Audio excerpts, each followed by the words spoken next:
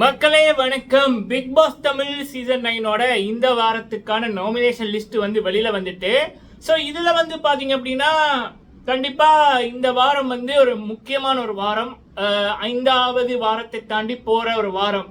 35 நாட்கள் இருந்து 42வது நாட்கள் பிக் பாஸை பொறுத்த வரைக்குமே ஒரு முக்கியமான ஒரு இது. ஸோ அப்ப அந்த நாமினேஷன் முடிவுகள் சில விடயங்களை கணிக்கக்கூடியதா இருக்கும். இதற்கு முதல் சீசன்கள்லாம் அது நடந்திருக்கு. ஸோ அப்போ இந்த சீசன்ல இந்த பேர்களை பார்க்கலாம் அப்படின்னு தான் தோணுது. அதே நேரத்தில் கேப்டன் யாரு அப்படியான விடயங்களை இந்த வீடியோல பார்க்கலாம். ஃபர்ஸ்ட் டைம் வந்திருக்கீங்க அப்படின்னா மறக்காம சப்ஸ்கிரைப் பண்ணுங்க. கேள்விகள் கருத்துகள் இருந்துச்சுன்னா கேளுங்க, சொல்லுங்க, அதை பத்தி பார்க்கலாம், பேசலாம். சரிங்களா? ஓகே, ஃபர்ஸ்ட் சபரி அவர்கள். எனக்கு ரொம்ப பிடிச்சது என்ன அப்படின்னா, சபரி அவர்கள்ட்ட விஜய் பார்வதியை அப்படி ஒரு தள்ளுவார் பாருங்க, செமையா இருந்தது.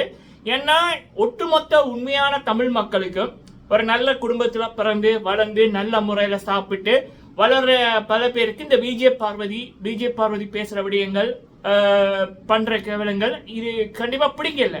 அப்ப அந்த பார்வதியை யாராவது பாயிண்ட் அவுட் பண்ணக்குள்ள இல்ல இப்படியான டாஸ்க்ல இப்படி வச்சு செய்யக்குள்ள மக்களுக்கு அது அவங்களே செய்ய நினைச்சதா அங்க இருக்கிறவங்க செஞ்சாதான் மக்கள் ஃபீல் பண்றாங்க. அதனாலேயே பாத்தீங்கன்னா பல பேர் பாராட்டி இருந்தாங்க சபரி அவர்களை.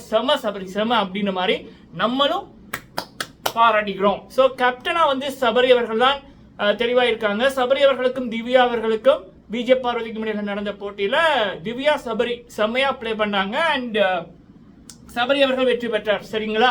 சோ சபரி அவர்களுக்கு வாழ்த்துக்கள். இது ஒரு டேர்னிங் பாயிண்டா அமையும் நான் நம்புறேன். சபரி விஜய் பார்வதியை வச்சு செஞ்சா அது ரசிகர்கள் மத்தியில சபரிக்கான ஒரு இடத்தை கொடுக்கும் அப்படின்றதா.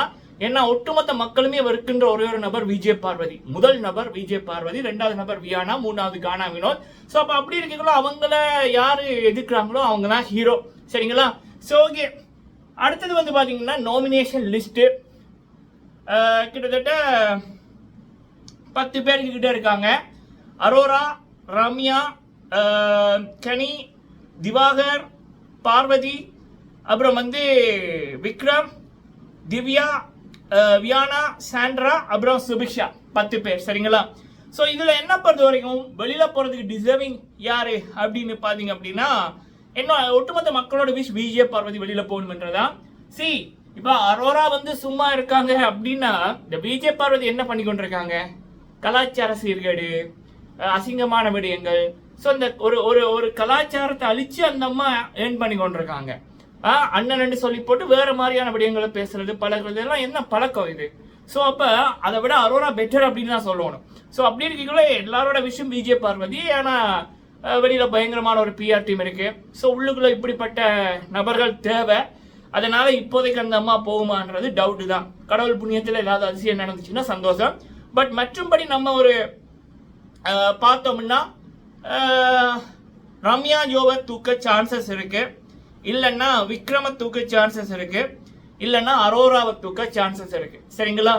ஸோ இந்த 3 பேர்ல ஒருத்தங்க வெளியில போவாங்க அப்படி என்பதான் கணிப்பு மக்களே. ஸோ அதே நேரத்தில் திவ்யா அவர்கள், சாண்ட்ரா அவர்கள் இந்த வாரம் அடிச்சு நொறுக்குவாங்க ஓட்டிங்க அப்படின்னு நான் எதிர்பார்க்கிறேன்.